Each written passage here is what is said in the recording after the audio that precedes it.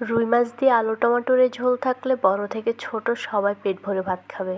আসসালামু আলাইকুম, Selina cooking house চ্যানেলে আপনাকে স্বাগতম।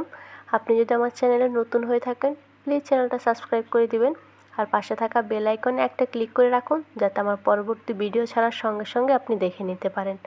আশা করি যে যেখান থেকে দেখছেন অনেক বেশি ভালো আছেন।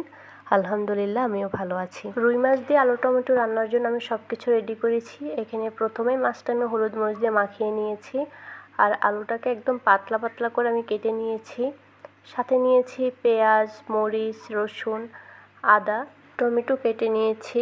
আর রান্নার শেষের দিকে একটা ফোড়ন দিব, সেই জন্য কয়েক কোয়া আমি রসুনের কোষ নিয়েছি, সাথে রাঁধুনি আর সাথে নিয়েছি এখানে গুঁড়া মশলাগুলো। তো প্রথমে আমি মাছটা ভেজে নেব। তেল গরম করে আমি মাছটা দিয়ে দিচ্ছি। মাছটা এপিঠ ওপিঠ ভেজে তারপরে তো তুলে নিচ্ছি। আর এই তেলের মধ্যে আমি মূল রান্নাটা করব। তো সেজন্য আমি এখন দিয়ে দিচ্ছি পেঁয়াজ কুচি। পেঁয়াজটা হালকা ব্রাউন করে ভেজে নিব।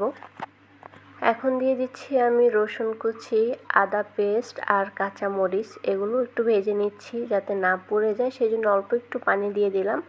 পানিটা দিয়ে একটু নেড়ে চেড়ে তারপর আমি গুঁড়া মশলাগুলো দিব। হলুদ গুঁড়া, মরিচ গুঁড়া, ধনিয়া গুঁড়া, লবণ সব কিছু একসাথে নিয়ে নিয়েছি, আমি দিয়ে দিয়েছি। দিয়ে এখন খুব ভালোভাবে মশলাটাকে একটু সময় নিয়ে কষিয়ে নেব। যে কোনো রান্নাই আসলে মশলাটা যদি সুন্দরভাবে কষানো হয় এটার স্বাদটাও কিন্তু দ্বিগুণ হয়ে যায়। তো দেখুন এ পর্যায়ে মশলাটা কষানো হয়ে গিয়েছে। এখন আমি আলু আর টমেটো দিয়ে দিচ্ছি। ভালোভাবে নেড়ে চেড়ে ঢাকনা দিয়ে এটাকে কষিয়ে নেব।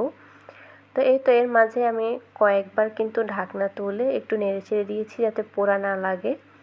এখন দেখাচ্ছে একদম লাস্ট মুহূর্তে এটা খুব ভালোভাবে কষিয়ে নিয়েছি আমি। এখন আমি এটাতে পরিমাণ মতো ঝোল দিয়ে দিব। আর অবশ্যই আমি এখানে গরম পানিটা ব্যবহার করছি। যতটুকু দরকার ততটুকু ঝোল দিয়ে সাথে মাছ ভাজাটাও দিয়ে দিব।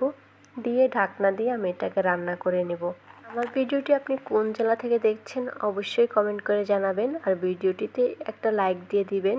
আপনাদের একটা লাইকই আমাদের অনুপ্রেরণা। তো এই তো আমি রান্নার শেষের দিকে দেখাচ্ছি এ পর্যায়ে আলুটাও সিদ্ধ হয়ে গিয়েছে। এখন আমি ফোড়নটা দিয়ে দিব। রসুন আর রাঁধুনিটা আমি পাটায় পিষে নিয়েছি, সে ফোড়নটা দিয়ে দিচ্ছি।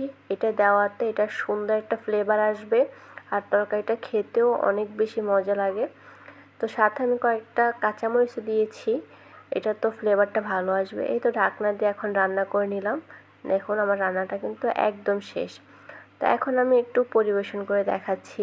দেখুন তরকারিটা কতটা লোভনীয় হয়েছে, সবাই খুব পছন্দ করবে টক টমেটো দিয়ে এই রান্নাটা করলে। আমার রান্নাটা আপনার কাছে কেমন লাগলো অবশ্যই মন্তব্য করবেন আর আপনার প্রিয়জনদের সাথে শেয়ার করে দেখার সুযোগ করে দিবেন। তো আবার নতুন কোনো ভিডিও নিয়ে আসবো। সে পর্যন্ত সবাই ভালো থাকবেন, সুস্থ থাকবেন। আল্লাহ হাফেজ।